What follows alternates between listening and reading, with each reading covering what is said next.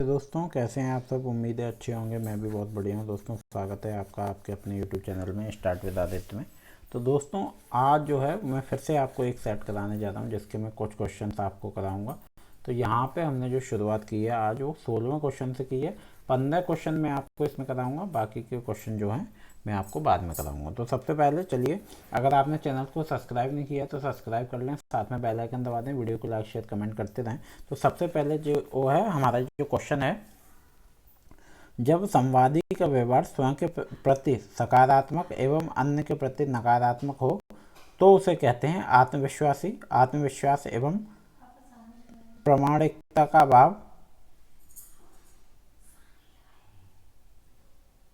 अभिमानी, विश्वासहीन एवं आशावाद रहित संवाद। तो सी जो है वो आपका सही है, सी हो जाएगा अभिमानी। एक ऐसा व्यक्ति जो स्वयं अपने के महत्व, क्षमताओं और मूल्यों को अत्यधिक समझता हो उसे अभिमानी कहते हैं। देखिए, अभिमानी व्यक्ति की क्या विशेषताएं होती हैं। वो नियमों को समानता नहीं ना मानना, नियम नहीं मानता है, ठीक है।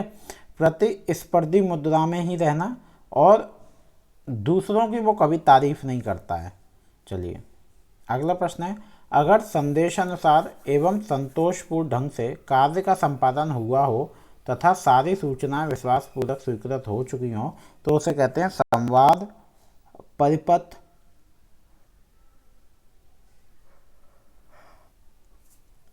संवाद परिपथ बंद हो चुका है, संवाद अभी शुरू ही हुआ है, संवाद सफल है, संवाद प्रक्रिया निर्बाध है। ए जो है वो आपका सही उत्तर है, ए हो जाएगा, संवाद परिपथ बंद हो चुका है। तो चलिए अगले प्रश्न की ओर चलते हैं। अगला प्रश्न है आपका, नीचे दो कथन दिए गए हैं। कथन एक है, समाज संवाद प्रक्रिया को साकार करने में मुख्य भूमिका का निर्वहन करता है। कथन दो है, संवाद समाज में नागरिक ज्ञान निर्माण के उत्पादन एवं वितरण से सीधा संबंधित है। चलिए, तो आपके विकल्प बताने और कथन के आधार पे जो है वो आपके विकल्प है, चाहे वो सही हो या गलत, बस यहाँ जो कथन दिए हों उसके आधार पे हमें सही विकल्प को चुनना है। कथन एक और दो दोनों सही हैं, कथन एक और दो दोनों गलत हैं, कथन एक सही है किंतु कथन दो गलत है, कथन एक गलत है किंतु कथन दो सही है। तो यहाँ हम बात करें तो आपके दोनों कथन सही हैं, तो ए विकल्प जो है वो सही हो जाएगा। अभिव्यक्तियाँ अनेक विश्व एक, संवाद एवं समाज आज और कल, यूनेस्को प्रसिद्ध मैकब्राइड कमीशन किसके बारे में है। ए विकासशील देशों की आवश्यकता, औद्योगिक विकास, निशस्त्रीकरण एवं विश्व शांति और संतुलित सूचना प्रवाह और अंतर्राष्ट्रीय अवबोध। तो आपको विकल्प में से बताना है। तो यहाँ पे जो है जो आपके सही हैं, देखिए यहाँ पे इन्होंने सही विकल्प नहीं माना है क्योंकि जो विकल्प में दिया हुआ है वो सही उत्तर से मैच नहीं खाता है, इसलिए इन्होंने यहाँ पे ये सही इसको नहीं चुना है। चलिए ये देखिए, ये पांचों होते हैं, विकासशील देशों की आवश्यकता, संतुलित सूचना प्रवाह, अंतर्राष्ट्रीय अवबोध, जनसंचार के कॉरपोरेटाइजेशन पर नियंत्रण और अभिव्यक्ति की स्वतंत्रता पर जोर। चलिए अगले प्रश्न की ओर चलते हैं। नीचे दो कथन दिए गए हैं, एक अभिकथन असर्सन के रूप में और दूसरा उसके कारण रीजन आर के रूप में। अभिकथन है, जो संदेश स्वीकार करते हैं और इस प्रक्रिया में सबसे प्रभावित हो जाते हैं उनको श्रोता निर्दिष्ट किया जाता है। रीजन है, एक व्यक्ति या दूसरे अन्य व्यक्ति जो संदेश को सुनते, देखते और पढ़ते हैं श्रोता कहलाते हैं। उपयुक्त कथन के आलोक में नीचे दिए गए विकल्पों में से सही उत्तर का चयन कीजिए।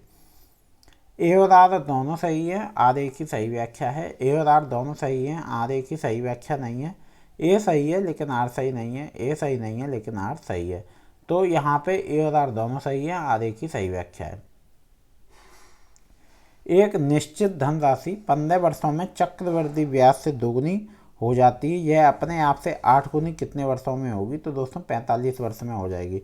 देखिए यहाँ पे कैसे कैलकुलेट किया, फॉर्मूला लगा दिया 2p = p, जो फॉर्मूला लगा दिया 15 वर्षों में चक्रवृद्धि ब्याज दोगुना होती है तो 8 गुनी कितने वर्षों में होगी, तो ये हमें बताना है।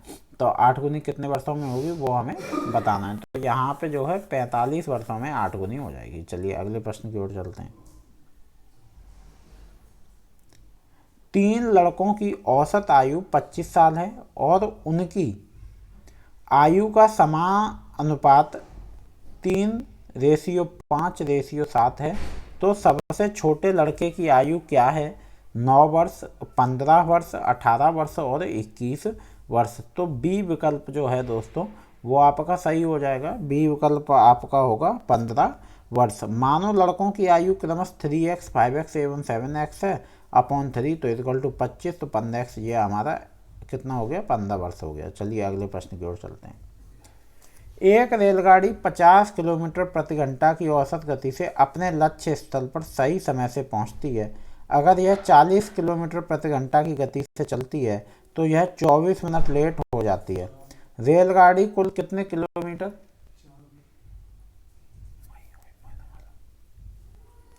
रेलगाड़ी कुल कितने किलोमीटर का सफ़र करती है? 30 किलोमीटर, 40 किलोमीटर, 60 किलोमीटर, 80 किलोमीटर।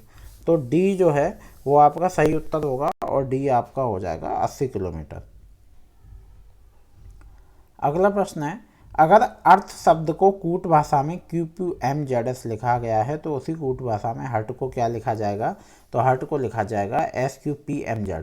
देखिए इन प्रश्नों को करने का एक सबसे आसान सरल तरीका यही है, आप ABCD लिख लीजिए और उन पर नंबरिंग कर लीजिए। 1 से 26 अल्फ़ाबेट होते हैं।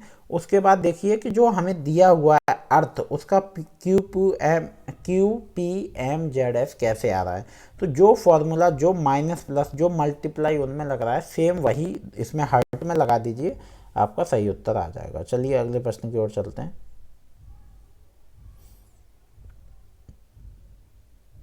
देखिए संख्या क्रम को पूरा करें। 0, 6, 24, 60, 120। तो ए है 180, बी है 300, सी है 210 और डी है 240। तो सी जो है वो आपका सही उत्तर हो जाएगा। सी है आपका 210। संख्या क्रम को पूरा करें तो 0, 6, 24, 60, 120।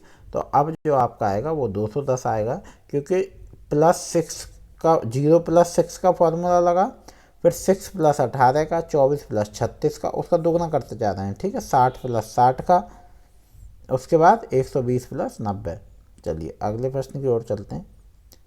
दिन के समय में सागरिका को गणित की पुस्तक पढ़ते हुए कभी भी नहीं देखा गया, तथापि उसे 98% अंक प्राप्त हुए, अतः वह रात में गणित पढ़ती होगी। इस युक्ति में कौन सा अनुमान निहित है?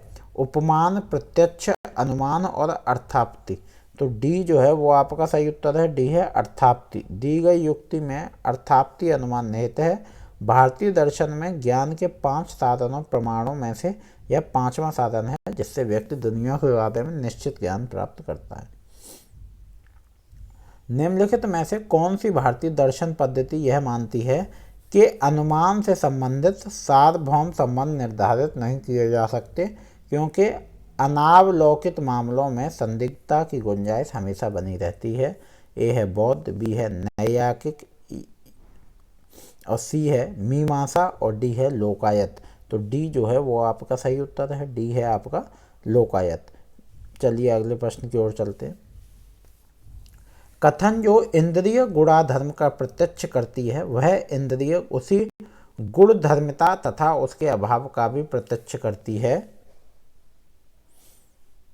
इस प्राचीन भारतीय दर्शन के किस संप्रदाय से जोड़ा जा सकता है?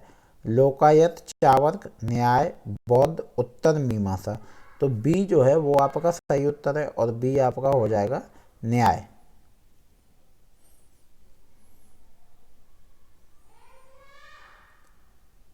अधोलिखित कथन में कौन सा हेतुवाद लागू होता है?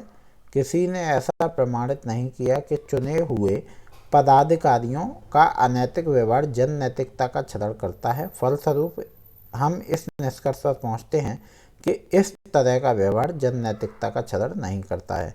दबाव के चलते, दया भाव के चलते, अज्ञान के चलते और जनहित के चलते। तो सी जो है वो आपका सही उत्तर है और सी आपका होगा अज्ञान के चलते। अज्ञानता में भ्रम की स्थिति जब उत्पन्न होती है जब कोई व्यक्ति किसी विशेष निष्कर्ष को युक्ति संगत बनाने के लिए जानकारी की कमी का उपयोग करता है।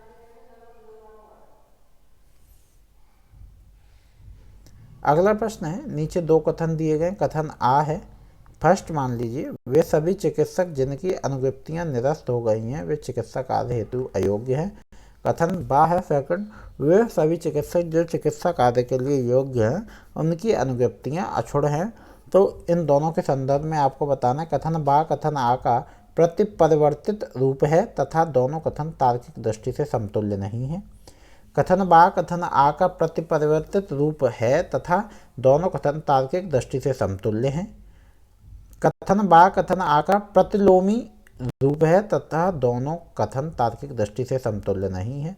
कथन बा कथन आ का समतव रूप है तथा दोनों कथन तार्किक दृष्टि से समतुल्य नहीं है। तो बी जो है वो आपका सही उत्तर है। यहाँ पे आपके दोस्तों 30 प्रश्न होते हैं और अगले वीडियो में आपको बाकी के प्रश्न कराऊंगा। उम्मीद है दोस्तों वीडियो आपके कुछ ना कुछ काम आ रही होगी। चैनल को लाइक, सब्सक्राइब, शेयर, कमेंट करते रहें।